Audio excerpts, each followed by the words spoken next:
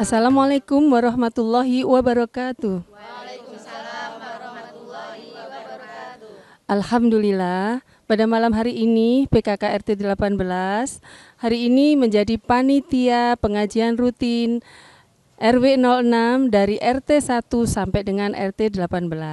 Pengajian ini sudah berdiri dari awal tahun 90.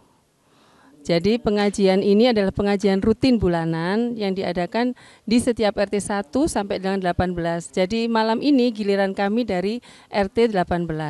Tujuan diadakannya pengajian rutin bulanan ini adalah untuk menjalin tali silaturahim antara RT 1 sampai dengan 18 supaya kita bertambah ilmu dan bertambah iman dan takwa kita. Dan mudah-mudahan pada malam hari ini acara yang diadakan oleh ibu-ibu PKK RT 18 bisa berjalan dengan lancar sesuai dengan apa yang kita inginkan. Terima kasih. Wassalamualaikum warahmatullahi wabarakatuh. Assalamualaikum warahmatullahi wabarakatuh.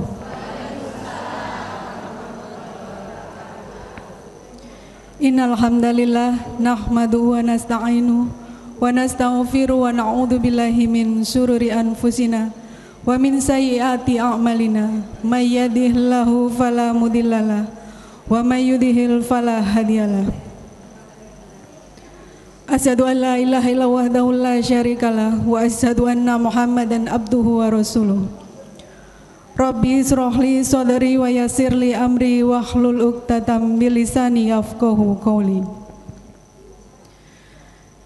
Yang terhormat Ustadz Muhammad Junaidi Sahal MAG, yang kami hormati Ketua Takmir dan Pengurus Masjid An-Nur Rewin, Ketua RT 18 Bapak I Gede Cahyadi dan Pengurus, Ketua PKK RT 18 Ibu Diana Wulandari dan Pengurus, Ibu Ketua Pengajian RW 06 Rewin dan Pengurus, Ibu RW, Ibu Supatmi Ningsih Sugeng Rawa Ibu beserta Ibu PKK RW 06 Rewin, Ibu Triana Pitoyo Sugeng Rawa, serta ibu-ibu jamaah pengajian RW 06 Rewin yang dirahmati oleh Allah Subhanahu wa taala. Ibu-ibu yang dirahmati Allah, izinkan saya membacakan susunan acara pengajian pada malam hari ini sebagai berikut. 1. Pembukaan. 2. Pembacaan ayat suci Al-Quran terangkum dalam surah Yasin dan Al-Mulk. 3. Tausiah dan doa. 4. Penutup dan berakhir dengan pengumuman. Pembacaan ayat suci Al-Quran terangkum dalam surah Yasin dan Al-Mulk yang akan dipandu oleh Ibu Hajah Nur Hasanah Isa Ansori. Kepada beliau disilakan. Bismillahirrahmanirrahim. Assalamualaikum warahmatullahi wabarakatuh. Bapak Ibu, mari bersama kita membaca Al-Quran surat Yasin dilanjut dengan surat Al-Mulk. Bersama kita berharap dan berdoa, mudah-mudahan apa yang kita baca nanti, baik kita yang membaca maupun yang mendengarkan, senantiasa mendapatkan rahmat dari Allah Subhanahu wa taala. Monggo saran-saran kita awali dengan bacaan ta'awud dan basmalah. A'udzu billahi minasyaitonir rajim. Bismillahirrahmanirrahim. Yasin wal Qur'anil hakim. Innaka laminal mursalin ala siratim mustaqim tanzilal azizir rahim litundhira qauman ma undhira aba'uhum fahum ghafilun laqad haqqal qawlu ala aktharihim fahum la yu'minun. Inna ja'alna fi a'naqihim ahlana fahiya ilal adqani fahum muqmahun. وجعلنا من بين أيديهم سدا ومن خلفهم سدا فأغشيناهم فهم لا يبصرون وسواء عليهم أأنذرتهم أم لم تنذرهم لا يؤمنون إنما تنذر من اتبع الذكر وخشي الرحمن بالغيب فبشروا بمغفرة وأجر كريم إنا نحن نحيي الموتى ونكتب ما قدموا وآثارهم وكل شيء أحصيناه في إمام مبين واضرب لهم مثلا أصحاب القرية إذ جاءها المرسلون إذ أرسلنا إليهم اثنين فكذبوهما فعززنا بثالث فقالوا إنا إليكم مرسلون. Monggo bisa dilanjut surat Al-Mulk. Surat Al-Mulk itu Ibu ada di juz 29. Monggo yang bawa Al-Quran bisa dilihat bersama. Kita awali dengan ta'awudz dan basmalah. A'udzu billahi minasyaitonir rajim. Bismillahirrahmanirrahim. Tabarakalladzi biyadihil mulku wa huwa ala kulli syai'in qadir. الذي خلق الموت والحياة ليبلوكم أيكم أحسن عملا وهو العزيز الغفور الذي خلق 7 سماوات طباقا ما ترى في خلق الرحمن من تفاوت فارجع البصر هل ترى من فطور ثم ارجع البصر كرتين ينقلب إليك البصر خاسئا وهو حسير ولقد زينا السماء الدنيا بمصابيح وجعلناها رجوما للشياطين وأعتدنا لهم عذاب السعير وللذين كفروا بربهم عذاب جهنم وبئس المصير إذا ألقوا فيها سمعوا لها شيئا وهي تفور تكاد تميز من الغيظ. Barakallahu fikum Ibu Hajah Nur Hasanah. Semoga dengan lantunan ayat-ayat Al-Quran tadi kita memperoleh keberkahannya. Amin, amin ya robbal alamin. Ibu-ibu yang berbahagia, kini saatnya untuk memperkaya iman, menyejukkan hati melalui tausiah yang akan disampaikan oleh Ustadz Muhammad Junaidi Sahal MAG. Sedikit biografi dari beliau, diantaranya beliau adalah pengasuh dari Motivasi Al-Quran di Radio Suara Muslim Surabaya, pengasuh di 33 Majelis Taklim Surabaya dan Sidoarjo, pengisi Embun Pagi JTV Surabaya, dan beliau juga melahirkan banyak karya tulis, diantaranya buku Akidah Islam dan Sholat Kusuk. Kepada Ustadz Muhammad Junaidi Sahal, dengan hormat kami silakan. Assalamualaikum warahmatullahi wabarakatuh. Alhamdulillah wassalatu wassalamu ala ashrafil anbiya'i wal mursalin Sayyidina wa nabiyina Muhammadin wa ala alihi wa sahbihi wa man tabi'ahum bi ihsanin ila yaumiddin, amma ba'd.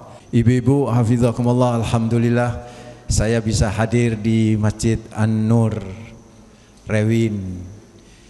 Saya sering di Rewin tapi di 2 masjid saja, di Ad-Dakwah sama di Aqobah. Udah muter aja di Ad-Dakwah, Aqobah. Alhamdulillah diundang di An-Nur, bisa silaturahim dengan jenengan. Mudah-mudahan terus silaturahim ini terjaga, amin ya rabbal alamin. Ibu-ibu, ada satu hal kenangan selama Ramadan yang tidak ada lagi di bulan ini. Banyak sih, taraweh nggak ada toh. Ada satu doa bun, ada satu doa yang doa ini populer di bulan Ramadan. Nek Masjid NU Pak, biasanya diwaca donga iki sakwise salat witir. Itu mesti maca bareng-bareng doa itu. Doa ini meskipun tidak di Masjid NU juga dibaca di Masjid Muhammadiyah. Cuman rada sedikit perbedaan lafadznya. Yaitu doa yang luar biasa sebenarnya kalau ibu-ibu tahu. Tapi doa itu sudah nggak ada lagi sekarang. Itu yang tadi saya bilang di awal Bunda, ada beberapa hal kenangan di Ramadan itu sudah nggak muncul lagi di bulan di luar Ramadan. Karena memang Ramadan itu sangat luar biasa amazingnya itu kan ya. Nah di antara yang tidak ada, yang sudah kenangan itu berlalu adalah sebuah doa yang doa ini sangat populer, sangat familiar di bulan Ramadan, tapi di luar Ramadan doa ini nggak pernah diucapkan sama sekali saudara. Padahal doa ini bun sangat luar biasa.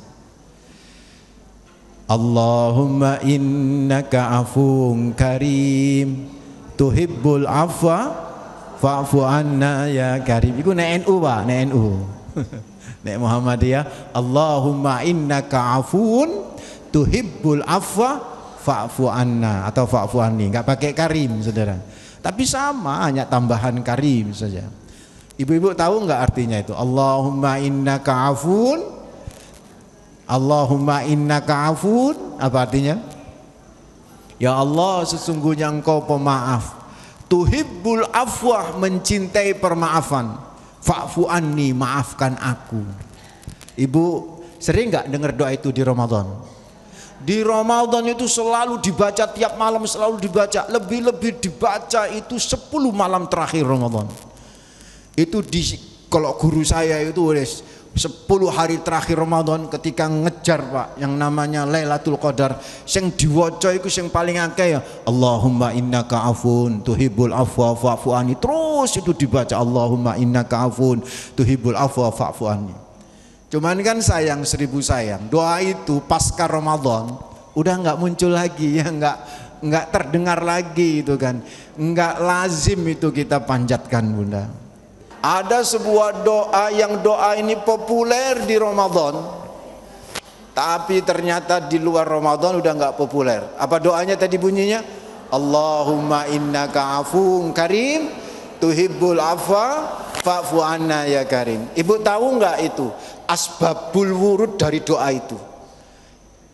Sebab-sebab munculnya doa itu. Dalam sebuah riwayat Aisyah itu, dari Aisyah istri Nabi, itu tanya sama Nabi, ya Rasulullah, kalau aku menangi Lailatul Qadar, kira-kira aku njaluk apa? Ini bahasa Jawa. Ibu belum kenal saya, nama saya siapa tadi? Muhammad Junaidi Sahal Bu. Lihat wajah saya Bu, wajah saya ini, leluhur saya keturunan Syam, perbatasan dengan Mekah Bu. Lihat wajah saya kayak orang Syam, perbatasan dengan Mekah Pak. Syam, Sampang Madura, perbatasan dengan Mekah, Mekasan dengan. Saya Syam. Jadi rada iso bahasa Jawa Titi ya toh, bahasa Madura akeh. Tapi lebih senang saya pakai bahasa Indonesia. Aisyah itu tanya sama Rasulullah, ya Rasulullah, apa yang aku minta nih aku menangi Lailatul Qadar. Kenapa Sayyidah Aisyah tanya seperti itu Bu? Karena Lailatul Qadar itu malam mulia, betul tidak? Malam yang lebih baik daripada 1000 bulan, betul tidak? Malam yang barokah, malam yang mustajab. Ayo mulai. Ini bagian jajan ini kan repot. Konsentrasi nih hilang Pak. Wis mari ta jajane Bu. Cukup. Sengko ae jajane kowe. Ngaji dhisik baru engko pembagian jajan. Kok kaget mau dibagi jajan ini? Ayo Bu, perhatikan saja. Bu, perhatikan Bu, perhatikan. Aisyah tanya, ya Rasulullah, kalau aku menangi Lailatul Qadar, kira-kira aku njaluk apa? Kenapa Aisyah sampai tanya gitu Bu? Karena pikiran Sayyidah Aisyah, Lailatul Qadar itu malam 1000, lebih baik daripada 1000 bulan. Malam yang mulia dan malam mustajab. Ngertos mustajab? Napa itu mustajab? Semua doa pasti dikabulkan. Pantas Aisyah itu tanya, kira-kira ya Rasulullah, kalau aku menangi Lailatul Qadar, aku njaluk apa? Mestinya nih Bu, mestinya pakai logika kita. Ibu tahu nggak putra putri Nabi ada berapa? Ada 7. 4 di antara 7 perempuan, ya toh? 3 laki-laki. Dan ibu perlu ketahui, dari 7 anak putra putri Nabi, 6 lahir dari rahimnya Sayyidah Khadijah binti Khuwailid. 1 lahir dari siapa? Maria Kiptiyah. Yang lahir dari Maria Kiptiyah seorang putra bernama Ibrahim bin Muhammad. Nguanteng mirip-mirip Nabi Muhammad. Sering Nabi Muhammad itu nggudo Sayyidah Aisyah. Aisyah nggak punya anak. Ngono ya Ibrahim ditimang-timang sama Nabi sambil didelokno nang Aisyah. Aisyah delokon iki mirip aku apa ora? Kan begitu, Bu. Ya Aisyah ya cemburu, kan Aisyah nggak punya anak, kan begitu Saudara. Nah, ketika Aisyah tanya, "Ya Rasulullah, kalau aku menangi Lailatul Qadar, kira-kira aku njaluk apa?" Mestinya kan Nabi ngomong ini, mestinya njaluk keturunan, kan begitu toh. Wong ku pas malam yang mustajab, Bu. Malam yang lebih baik daripada 1000 bulan. Semua doa pasti diijabahi sama Allah, kan begitu. Malam mustajab. Mestinya Nabi njaluk keturunan, ya toh, njaluk rezeki, kan, njaluk keluarga sing sakinah mawaddah, kan begitu macam-macam. Tapi ternyata Nabi nggak nyarankan itu semua. Bahkan Nabi cuman ngomong gini, seolah Nabi ngomong gini, gak usah njaluk apa-apa, njaluk situk ae. Allahumma innaka afuun tuhibbul afwa fa'fu anni. Ya Allah, engkau adalah pemaaf, mencintai permaafan, maafkan aku. Berarti apa maksudnya itu? Suruh minta apa? Minta maaf saja kau sama Allah, Aisyah. Gak usah minta apa-apa. Gara-gara hadis ini, Bu, guru saya itu nyarankan pokoknya malam-malam Lailatul Qadar, terutama di 10 malam terakhir, ake ono moco Allahumma innaka afuun tuhibbul afwa fa'fu anni. Ku nek biasa ya, nek NU Allahumma innaka afuun karim tuhibbul afwa fa'fu anna ya karim. Sering baca itu. Perhatiin, Nabi Muhammad menyarankan kepada Sayyidah Aisyah, gak usah minta apa-apa di malam itu Aisyah. Minta satu saja Aisyah. Minta apa? Mintalah maaf kepada Allah. Pertanyaannya, Bu, kenapa kok disuruh cuman minta maaf? Ada apa dengan maafnya Allah? Seolah Nabi ingin ngasih tahu kepada Aisyah dan juga kepada kita semua, sekali Allah memaafkan hidupmu, maka Allah ridho terhadap hidupmu. Kalau Allah ridho, berarti Allah sayang. Kalau Allah sayang, berarti Allah cinta. Kalau Allah cinta, apapun yang diminta, bahkan yang tidak diminta pun dikasih sama Allah. Itu amazingnya maafnya Allah. Hebat nggak kalau begitu maafnya Allah? Pantas Rasul menyarankan gak usah minta apa-apa, tapi minta apa? Maaf saja kepada Allah. Nah, masalahnya, Bu, Ibu kepingin nggak dapat maafnya Allah? Halo? Pingin nggak dapat maafnya Allah? Pingin kan? Cuman masalahnya doa itu kan sudah gak populer di luar Ramadan. Gimana caranya Pak Ustadz supaya kita bisa mendapatkan maafnya Allah, sehingga Allah ridho terhadap hidup kita, Allah cinta terhadap kita? Gimana caranya supaya kita mendapatkan maafnya Allah tanpa pakai doa itu? Emang nggak boleh Pak Ustadz pakai doa itu di luar Ramadan? Boleh nggak Bu doa itu di luar Ramadan? boleh saja, cuman yo gak lazim. Gini loh Bu ya, saya kasih tahu, ada zikir tertentu yang itu momentum. Yang nek diwaca di luar momentum itu rada gak enak ngono lho Bu, meskipun oleh. Contoh takbiran, Allahu Akbar, Allahu Akbar, Allahu Akbar, la ilaha illallah. Kan begitu toh? Coba sampein wacon saiki. Pakai toa Pak nang masjid. Iki takmir iki gak waras rere wis mari di luar di luar sawalan kok sik maca takbiran. Lah ya toh, oleh maca, cuman gak momentum ngono lho Bunda. Contoh lagi misalnya labbaik Allahumma labbaik labbaik la syarika laka labbaik innal hamda wan ni'mata laka wal mulk la syarika lak. Oleh enggak maca iku Bu? Boleh, tapi yo gak momentum. Iku biasa diwaca sakwis menjatuhkan niat umroh atau niat haji, ketika labbaik Allahumma umratan nawaitul umrata wa ahramtu biha lillahi ta'ala, baru maca labbaik Allahumma labbaik labbaik. Itu pun macane sampai mlebu nang Masjidil Haram. Pas waktu tawaf gak oleh maca. Tumon to Bu, sampean tawaf yang pernah haji, yang pernah umroh, ana wong tawaf sampe maca labbaik Allahumma la ana, enggak ono. Ana wong sa'i Pak maca labbaik Allahumma labbaik, enggak ono, karena enggak momentum. Bisa dimengerti? Jadi ada doa zikir yang momentum. Nah, apakah Allahumma innaka afun tuhibbul afwa fa'fu anni, kalau lihat riwayat hadisnya itu momentum di Lailatul Qadar. Padahal mendapatkan maafnya Allah sesuatu yang luar biasa loh. Kita kalau sampai di sepuro ambek Gusti Allah Bu, dimaafkan semua kesalahan kita, Allah ridho sama kita. Allah ridho. Ibu tahu ridho? Ridho Allah? Itu loh Bu, kalau Ibu pernah dengar enggak Abu Bakar As-Siddiq RA? Apa itu RA? Ini kadang-kadang arek nom-nom suka nyingkat-nyingkat Bu. Nabi Muhammad SAW.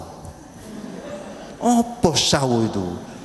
SAW Pak, sallallahu alaihi, enggak boleh. Aisyah RA, apa RA itu? Radhiyallahu anha misalnya itu kan ya. Enggak boleh itu kan. Makanya saya kalau dipanggil us pun enggak mau saya Bu. Us apa us itu? Kenapa enggak panggil ustadz sekalian? Omani dipanggil tat itu loh Pak. Jangan suka nyingkat-nyingkat ya. Tahu enggak singkatan RA itu napa? Radhiyallahu anhu. Itu gelar bagi siapa itu? Sahabat Nabi gitu. Ono ta Muhammad Junedi Sahal radhiyallahu anhu? Enggak ono ta Bu. Ya toh, enggak mungkin begitu ya.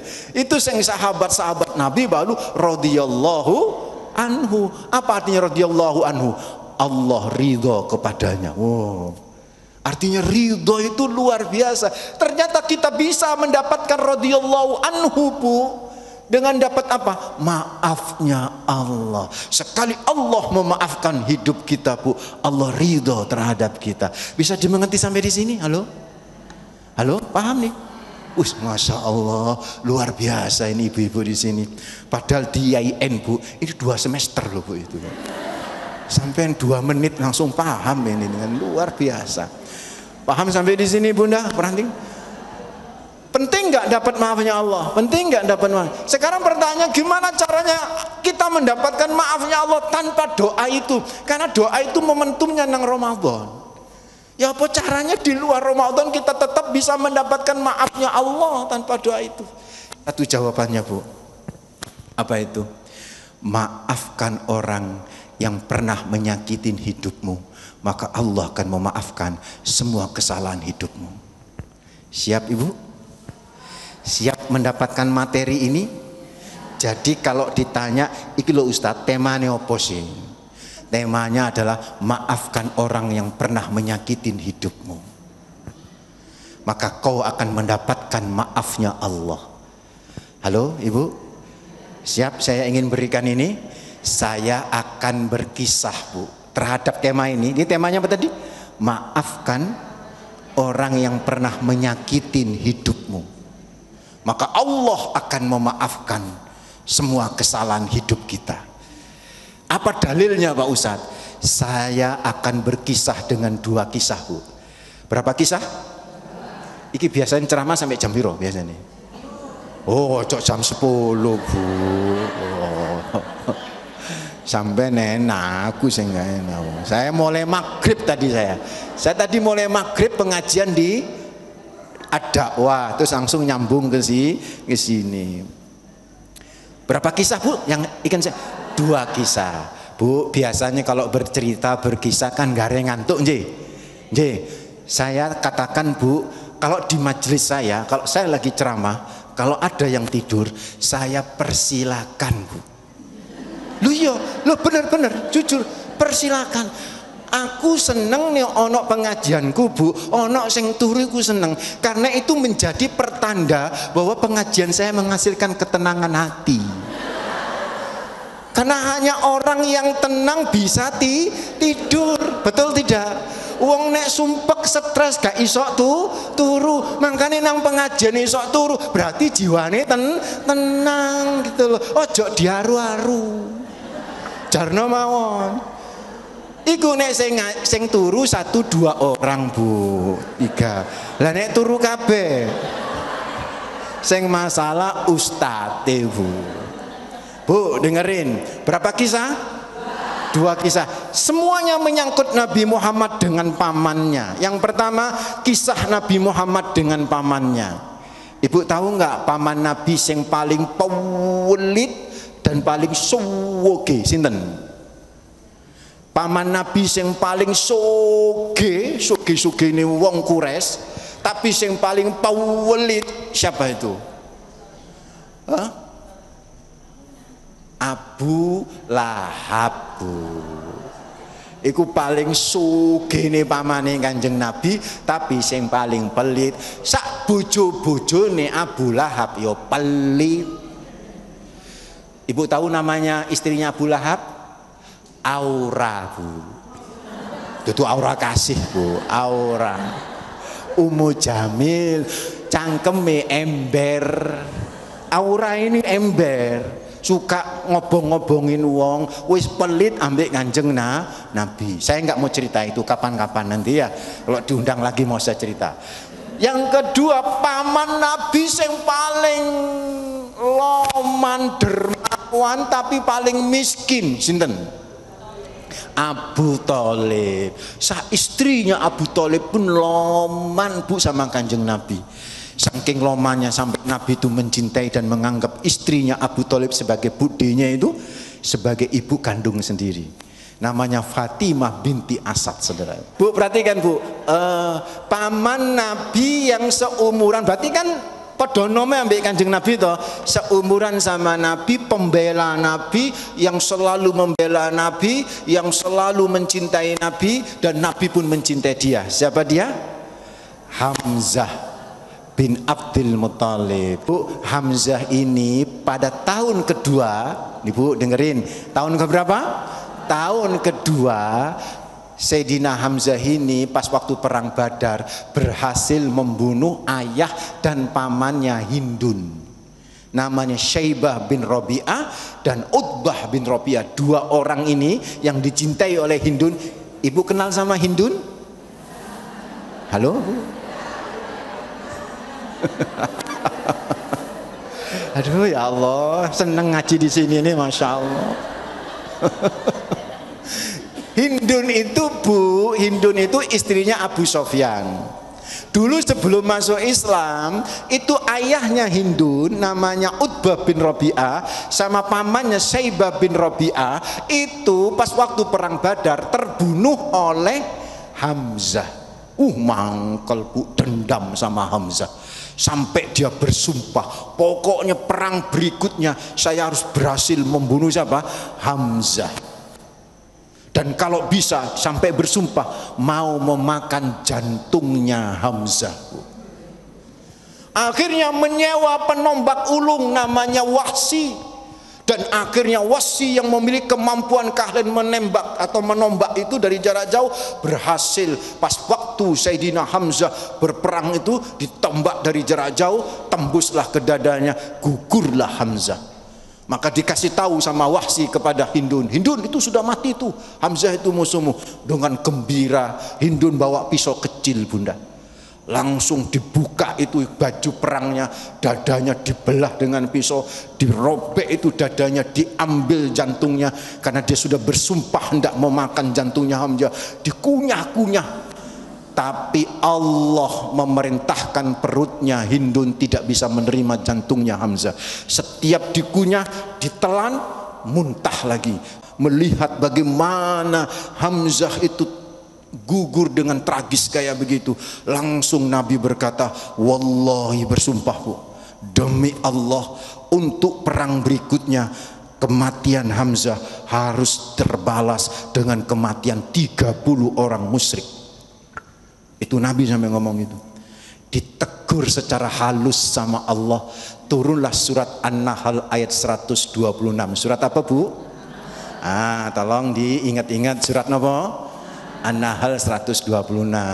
Wa in aqabtum fa'aqibu bimisli ma uqibtum bihi wa la in sabartum lahuwa khairul lissabirin. Apa kata Allah bu? Ya Muhammad, wa in aqabtum, kalau kamu mau balas ya Muhammad, fa'aqibu bimisli ma uqibtum bihi, balaslah setimpal. Nek kono mateni sitok ya patenono situ, ojo 30. Misal bu, atau wis gak usah asu bu, ireng misalnya, boleh nggak bales? Boleh. Perhatikan ujung ayatnya, wala in syabartum, ya Muhammad, kau boleh balas tapi harus setimpal. Wala in syabartum, tapi kalau kamu mau bersabar untuk memaafkannya, lahuwa khairul lissabirin, itu jauh lebih baik. Dan Nabi milih yang mana bunda? Memaafkan saudaraku. Nabi memilih bersabar untuk memaafkan. Sehingga pada tahun ke-8 ketika Nabi bisa membebaskan kota Mekah, semua minta maaf sama Nabi, termasuk Hindun saudaranya. Kalau tadi Nabi sama siapa tadi? Pamannya. Ini Nabi, istrinya Aisyah, mertuanya Abu Bakar. Abu Bakar nanti punya misanan namanya Mistah. Jadi ada 4. Nabi Muhammad, oke, nggak usah kita hitung, berarti ada 3 berarti ya. Abu Bakar punya anak siapa namanya? Aisyah. Nanti Abu Bakar punya saudara sepupu misanan namanya Mistah. Bu, saya mau cerita nje. Rasulullah itu kalau berperang biasanya bawa istrinya, kalau memang perlu dibawa. Dan kalau bawa istrinya, Nabi itu mengundi istri-istrinya itu siapa yang hari ini perang ini mau ikut, pakai diundi. Nah saat itu saya lupa perang apa, Aisyah lah yang ikut perang, yang ikut dalam rombongan perang, maksud saya bukan ikut perang, ikut dalam rombongan perang. Nah Nabi itu biasa kalau pulang perang bu, rombongannya itu dibagi menjadi 2. Rombongan pertama rombongan besar, rombongan kedua rombongan penyisir. Tahu rombongan penyisir? Rombongan yang nyisir. Siapa tahu di rombongan pertama ada yang tertinggal. Suatu saat ketika Nabi ini di rombongan yang utama, rombongan besar, ada Aisyah. Aisyah ini maaf bu ya, mohon maaf bu ya, tolong bu ya, jangan tersinggung ya, tolong mohon maaf. Aisyah ini pola makannya bagus bu. Mohon maaf bu. Karena pola makannya bagus, pola hidupnya juga bagus. Aisyah ini mohon maaf itu tubuhnya itu ramping banget. Mohon maaf bu. Udah nggak usah lihat kiri kanan bu, asal kiri kanan. Lihat saya aja. Halo bu, lihat saya saja bu, lihat saya. Nggak usah lihat kiri kanan bu, lihat saya. Karena ramping bu. Jadi dulu ayat hijab itu sudah turun, ayat hijab ya. ayat hijab, ayat yang menutup wajah untuk istri-istri Nabi itu turun, itu istri Nabi kalau keluar itu mesti naik sekedu. Sekedu itu tandu yang di atasnya ada kamar kecil tuh yang diangkut oleh 4 orang. Saya ngangkut 4 orang tuh gede-gede, dempal-dempal, perkuat-kuat. Sedangkan mohon maaf, Aisyah kan tubuhnya apa? Ramping banget. Karena ramping, ono gak ono Aisyah nang tandu iku gak kroso, Bu. Saking napa? Maka apa, Bu? Ketika rombongan pertama mau pulang ini istirahat, rehat. Rombongan pertama ini rehat. Aisyah metu toko tandu karena mau qodhoil hajah, buang hajat. Awalnya izin, udah selesai buang hajat, Aisyah balik lagi ke tandu itu. Tapi Aisyah itu ngeraba dadanya, loh kalungku ketinggalan. Akhirnya Aisyah karena panik, Aisyah itu kan kalung itu pemberian Nabi, nggak kepingin ketinggalan, langsung keluar Bunda, gak ngomong, langsung keluar. Kan yang namanya qodhoul hajah itu agak jauh. Keluar, saat Aisyah keluar itulah Nabi ngasih isyarat, ayo berangkat ke Madinah, rombongan itu. Meskipun gak ono Aisyah, gak kerasa, diangkatlah tandu itu, Bu, diangkat. Oh, gak ono Aisyah diangkat, budal nang Madinah. Aisyah balik toh, loh kok wis gak ono. Tapi Aisyah tenang. Kenapa tenang? Aisyah tahu ada rombongan penyisir yang kedua. Cuman yang gak kepikir oleh Sayyidah Aisyah radhiyallahu anha, rombongan kedua, rombongan penyisir ini ternyata cuman 1 orang dan 1 ekor onta yang dibawa. 1 orang ini kebetulan masih muda, namanya Sofyan bin Mu'attal. Bukan Abu Sofyan, Sofyan bin Mu'attal. Sofyan bin Mu'attal tuh lihat, kan dulu pakaian hitam-hitam ya toh. Kok ono ireng-ireng sopo sing ketinggalan. Sempet wajahnya Aisyah itu terbuka, dilihat kan sudah mulai maghrib, jadi nggak kelihatan. Agak dekat, kaget Bu, itu adalah istri Nabi. Akhirnya Aisyah juga kaget, tutup shirt begitu. Memang nggak bunyi lah Bu, ini saya buat bunyi shirt supaya lebih ekspresif Bu, lebih ekspresif Bu ya. Sofyan bin Mu'attal itu tidak berkata apa-apa dari mulutnya kecuali kalimat istirja. Apa itu kalimat istirja? Innalillah. Jadi Sofyan bin Mu'attal cuma innalillah saking kagete sambil ngasih isyarat. Apa ini isyaratnya Bu? Monggo jenengan naik ke onta. Nggak ngomong, cuman ngasih isyarat. Aisyah paham, naik ke onta. Dituntun Bu ke arah Madinah. Mari kita tinggalkan ini Sofyan sama siapa tadi? Aisyah. Apa yang terjadi di mana Bu tadi? Di Madinah. Ketika dari tandu itu gak keluar-keluar, dibuka sama Rasulullah, Aisyah nggak ada. Dicari-cari. Dalam kondisi nyari-nyari kayak begitu, Aisyah sama Sofyan bin Mu'attal masuk ke kota Madinah. Nah, disinilah Bunda, orang yang di hatinya ada kemunafikan, yang selama ini mencari celah untuk mencacat dan menghujat keluarga Nabi, ketemu ini dan itu ada apa-apa itu, nggak mungkin berduaan kayak begitu, nggak ada apa-apa. Disebarkanlah isu ada skandal antara Aisyah sama siapa? Sofyan bin Mu'attal. Nyebar Bu, singkat cerita karena wis jam 8 lebih. Singkat cerita Bu, singkat cerita, menyebar di Madinah itu ada 3 golongan terkait sikap isu tentang hoax tadi itu. Yang pertama pasti mengiyakan adalah orang munafik Bu. Yang kedua ini bertolak belakang, sahabat-sahabat menolak, nggak mungkin Aisyah. Yang paling keras nolak Bu itu keluarga Umar. Makanya Sayyidina Umar sama Aisyah itu ada bonding yang kuat. Tahu bonding ya? Apa itu bonding Bu? Ikatan yang kuat itu kan. Makanya ketika Sayyidina Umar meninggal dunia karena ditusuk di waktu sholat subuh dalam kondisi nazak, Sayyidina Umar kan ngomong sama pembantunya, tolong sampaikan kepada Aisyah, bolehkah aku dimakamkan di dekat dua sahabatku? Siapa itu? Rasulullah, Abu Bakar. Ini Nabi, ini Abu Bakar di sini, agak ke bawah. Ini kamarnya Aisyah, Aisyah tidur di sini, Bu.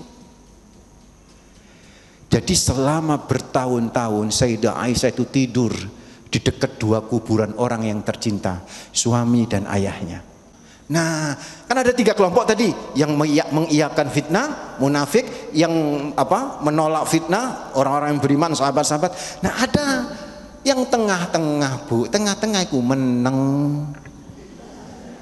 Urusan fitnah ojo meneng sampean, Bu. Umane nang grup misalnya ono Pak RW di fitnah nang grup, ojo meneng sampean. Nek meneng itu padha ae mbek mengiyakan. Nah, ternyata di antara yang menang itu adalah pamannya sendiri yang tadi namanya siapa, masih ingat? Mistah, Bu. Mistah. Mistah itu menang. Oh, padahal Mistah ini bukan orangnya miskin. Abu Bakar kan kaya, hidupnya Mistah disantunin Abu Bakar gitu loh. Lah kok malah gak belo, kok menang tok, ngamuk Abu Bakar, Bu. Wes aku gak mau lagi ngasih santunan sama kamu, Mistah. Setelah ngomong koyok ngono, Bu, Abu Bakar, turunlah firman Allah menegur secara halus Sayyidina Abu Bakar. Surat An-Nur ayat 22. Surat apa? Yang tadi An-Nahl ayat 126. Alhamdulillah. Turunlah surat An-Nur ayat 22 seolah menegur Abu Bakar. Perhatikan. Wala ya'tali ulul fadli minkum was-sa'ati ayyutu ulil qurba wal masakin wal muhajirin fi sabilillah wal ya'fu wal yasfahu ala tuhibbuna an yaghfirallahu lakum wallahu ghafurur rahim. Seolah Allah berkata kepada Abu Bakar, wala ya'tali ulul fadli minkum wasa. Enggak boleh orang yang punya keutamaan seperti Abu Bakar, wasa'ah punya kekayaan seperti Abu Bakar, ayyutu lil qurba, bersumpah untuk tidak lagi memberikan santunan kepada kerabatnya yang miskin, yaitu Mistah. Mestinya Abu Bakar wal ya'fu, memaafkan Mistah, wal yasfahu, dan ini yang rodo angel, Bu, bahkan mungkin angel bagi ibu-ibu, melupakan kesalahan Mistah. Saat itu Abu Bakar diam. Di ujung ayat itu Allah berkata apa? Ala tuhibbuna ayyafirallahu lakum. Hai Abu Bakar, maukah Allah memaafkan semua kesalahanmu? Oh, mau ya Allah, maafkan Mistah. Pingin nggak mendapatkan maafnya Allah? Kurang semangat. Mau nggak? Kenapa mau mendapatkan maafnya Allah? Apa tadi? Supaya dapat ridhonya Allah. Mau, Bu? Mau? Syaratnya satu, Bu. Siapkah ibu-ibu memaafkan orang yang paling menyakitin hidup jenengan? Loh, saya ulang lagi, Bu, saya ulang lagi, Bu, saya ulang lagi, saya ulang lagi. Halo, Bu, siap? Maukah ibu-ibu mendapatkan maafnya Allah? Mendapatkan ridhonya Allah? Satu syaratnya, Bu, maafkan orang yang pernah menyakitin hati jenengan. Siap? Meskipun itu suami yang menyakitin karena mau nikah lagi, siap, Bu? Mudah-mudahan Ibu siap. Saya Muhammad Junaidi Sahal, terima kasih apa yang saya sampaikan, mudah-mudahan menjadi inspirasi bagi kita semua. Ada pertanyaan, silakan ibu-ibu. Ustadz, maaf, di sini saya mau tanya mengenai doa tadi. Nah, doa tadi itu saya mau tanya bahasa Arab dan bahasa Indonesia itu kepingin minta ampun pada Allah, dapat ridhonya itu sama apa tidak, Ustadz, dengan bahasa Arab dan bahasa Indonesia? Terima kasih. Ya, jadi sambil duduk, Bu, tingkatan level-level masalah kita berinteraksi dengan orang lain berkaitan dengan kesalahan orang lain kepada diri kita atau kezaliman orang lain pada diri kita, itu ada 3. Yang paling rendah itu memaafkan, yang kedua itu melupakan, yang ketiga itu jadi melupakan, yang ketiga itu menutup kesalahan orang tersebut. Jadi ada berapa tadi? 3 level. Memaafkan. Memaafkan itu apa? Memaafkan itu, Bu, meniadakan tuntutan hukum. Itu standar memaafkan. Jadi ini ono uang konflik nang masyarakat, misalnya nang RT 06 konflik. Misalnya, terus akhirnya sing konflik sing didol wis tak sepuro awakmu, tapi tetap proses nang kepolisian. Itu belum memaafkan. Jadi kalau memaafkan itu Pak, itu meniadakan tuntutan hukum. Baik di dunia, lebih-lebih di akhir, itu namanya memaafkan. Lebih tinggi lagi apa? Melupakan. Ini memang berat. Tapi biasa orang kalau sudah memaafkan tinggal selangkah lagi dia bisa melupakan. Hanya masalah waktu saja. Lebih tinggi lagi apa? Menutup kesalahan orang tersebut, nggak pernah memperbincangkan kembali. Dan itu baru bisa kalau kita bisa melupakannya. Kalau sudah melupakannya pasti nggak akan pernah ngomongin lagi. Itu Bunda ya, kurang lebih seperti itu. Ada lagi pertanyaan? Terima kasih Ustadz. Sama-sama. Oke. Ada lagi? Ada 3 nih ya, silakan Bu. Agak sedikit curhat Ustadz ya. Ada kejadian ketika kita sebagai khawatirnya adalah golongan diam. Ketika kita tahu ada permasalahan di antara keluarga kita yang tidak bisa memaafkan, saling memaafkan, apa yang harus dilakukan sebagai orang yang, sebagai saudara yang juga mengetahui. Apakah kita bersikap menegur karena itu tidak akan terselesaikan, karena kita juga diam, satu tidak memaafkan, satu ingin meminta maafnya. Itu bagaimana? Baik. Pertama, meminta maaf itu adalah sebuah keharusan bagi orang yang sudah merasa bersalah. Karena itu kenapa meminta maaf tidak ada perintah di dalam Al-Quran. Sampai ceken, tidak ada perintah meminta maaf. Kenapa? Karena secara logika kalau orang sudah mengaku sebuah kesalahan, tak perlu diperintah pun pasti dia minta maaf. Yang abot itu adalah memaafkan. Ketika ada orang tidak berhasil karena kejiwaannya masih sakit hati, belum bisa memaafkan, itu tidak ada tuntutan nanti di akhirat. Dia tidak berdosa. Ya, makanya jangan sekali-kali kita menzolimin orang.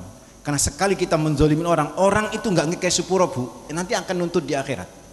Memang orang ini tidak akan berdosa, wong dia nggak salah dizolimin, dia masih sakit hati, ya Bu ya. Terus nggak ngekei sepuro, ya gak apa-apa. Cuman dia nggak dapat keutamaan aja di sisi Allah Rabbul Alamin. Dia nggak mendapatkan tempat yang derajat tinggi di sisi Allah. Tapi nggak apa-apa. Wong memang dizolimin nggak ngekei sepuro. Karena itu pelajaran yang terbaik adalah jangan sekali-kali kita menggoda orang, jangan sekali-kali kita mengganggu orang, jangan sekali-kali kita menyakitin hati orang, apalagi itu saudara kita. Oke, satu. Terus yang kedua, persoalannya kalau sudah minta maaf, ternyata yo gak di sepuro, serahkan semua kepada Allah sambil berdoa kepada Allah. Allah ampuni aku dan ampuni saudaraku. Karena bisa jadi nanti kalau kita selalu tiap hari mau mintakan ampun kepada Allah untuk saudara yang kita zolimin Bu, insya Allah dia nggak akan pernah bisa nuntut kita di akhirat. Makanya ulama itu ada doa begini, mungkin pernah dengar doa ini, Rabbana ighfir lana wali walidina wali masyayikhina wali muallimina wali man ahsana ilaina wali ashabil hukukil wajibati alaina. Perhatikan, ada 6 kan? Kepada orang tua, ya Allah ampuni dosa kami, dosa kepada orang tua, dosa kepada muallimina, masyayikhina, dosa guru-guru kami, dosa waman ahsana ilaina, orang yang pernah berbuat baik kepadaku, ya Allah ampun dosa mereka. Dan yang terakhir, wali ashabil hukukil wajibati alaina, dosa orang yang pernah aku zolimin dan aku belum sempat minta maaf, ya Allah ampun dosa itu. Supaya apa? Gak ada tuntutan di akhirat. Begitu itu saudara, tetap minta maaf. Terus bagaimana orang yang misalnya sebagai penengah itu kan ya, tetap kita saling menasihatin karena memang fungsi seorang muslim wa tawassaw bil haq wa tawassaw bis sabar. Begitu ya. Wallahu a'lam. Ada lagi yang terakhir? Terima kasih. Oke, makasih ya. Oke, Terima kasih. kasih. Dari saya mohon maaf kalau ada tutur kata yang salah. Yuk kita istighfar bareng.